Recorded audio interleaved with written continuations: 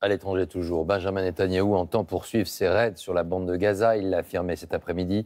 Son objectif, infliger un revers au Hamas qui, depuis une semaine, a tiré près de 1800 roquettes en direction du sol israélien. Des affrontements ont également eu lieu aujourd'hui en Cisjordanie. Le bilan provisoire fait état de 122 morts côté palestinien et de 9 morts côté israélien. Le point sur ces dernières heures avec Maryse Burgot.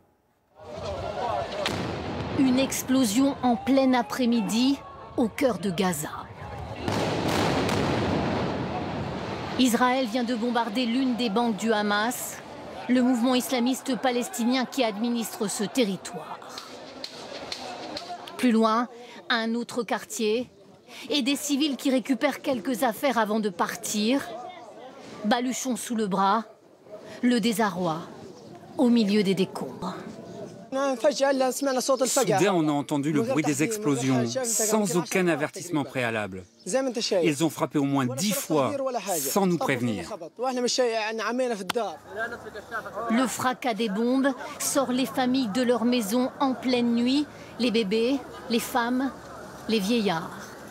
Les enfants ont peur. Même nous, les adultes qui avons pourtant connu la guerre, nous ne pouvons pas supporter ça. À quelques kilomètres de la côté israélien, les civils subissent cette guerre eux aussi, comme ici, dans la ville d'Ashkelon. Cet immeuble a été touché par une roquette lancée depuis Gaza.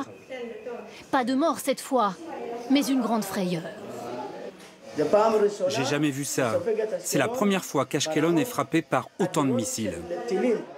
Et les affrontements gagnent aujourd'hui plusieurs villes en Cisjordanie. À Ramallah, ces manifestants lancent des pierres sur l'armée israélienne. À Hébron, cette violence gangrène les esprits les plus jeunes. Conflit qui fait planer la crainte d'une guerre intercommunautaire sur le sol même de l'État hébreu. En direct de Jérusalem avec nous, notre correspondant dans la région, Dominique Derda. Bonsoir Dominique, c'est ce spectre d'une guerre civile qui flotte actuellement après l'apparition de violents affrontements, notamment à Lod où vous vous êtes rendu.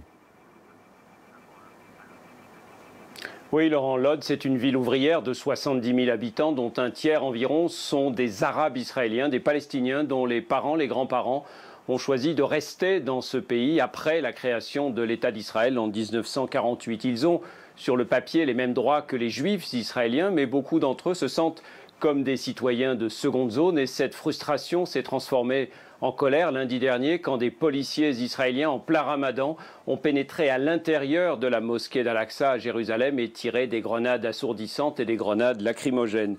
Dans de nombreuses villes israéliennes, ils ont manifesté bruyamment, brûlé des pneus, lancé des pierres.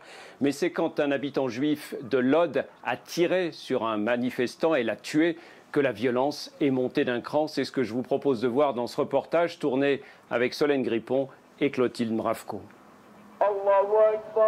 C'est la fin du Ramadan, un jour de fête pour tous les musulmans. Mais à la mosquée de Lod, c'est un jour de grande tension, un de plus. Sur le toit, des jeunes montent la garde, ils craignent une attaque. Depuis la mort lundi d'un arabe israélien de 29 ans abattu par un habitant juif, des affrontements violents opposent les deux communautés. Pour les Arabes, ça ne fait aucun doute. Plutôt que de s'interposer, la police israélienne a choisi son camp. Sur ces images tournées hier soir, on voit des émeutiers juifs lancer des pierres sur les fidèles à l'entrée de la mosquée et des policiers lancer à leur tour des grenades assourdissantes. Et ce n'est pas la seule vidéo de ce genre.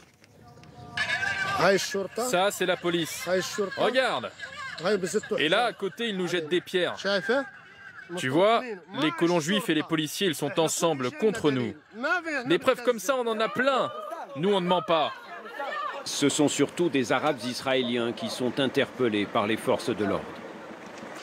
Mais la violence n'est pas et de loin le seul fait des Juifs. La nuit dernière, cette synagogue a été incendiée, des cocktails Molotov lancés depuis la rue. Heureusement, il n'y avait personne. Dans ce quartier populaire, la coexistence entre religions a toujours été pacifique. Cette fois, plus personne ne croit en un avenir commun. Nous avons toujours essayé de vivre en bonne intelligence avec les Arabes, d'être des partenaires dans cette ville. Mais tout ce que nous avons reçu en retour, c'est un coup de poignard dans le dos. Sur les réseaux sociaux, ces images d'habitants juifs fuyant sous les tirs d'armes automatiques n'ont fait que renforcer la crainte d'un véritable bain de sang. De tout Israël et des colonies de Cisjordanie affluent des volontaires. Certains disent n'être là que pour protéger les personnes et les biens, garder les maisons, éviter les pillages. Mais beaucoup sont armés et prêts à en découdre.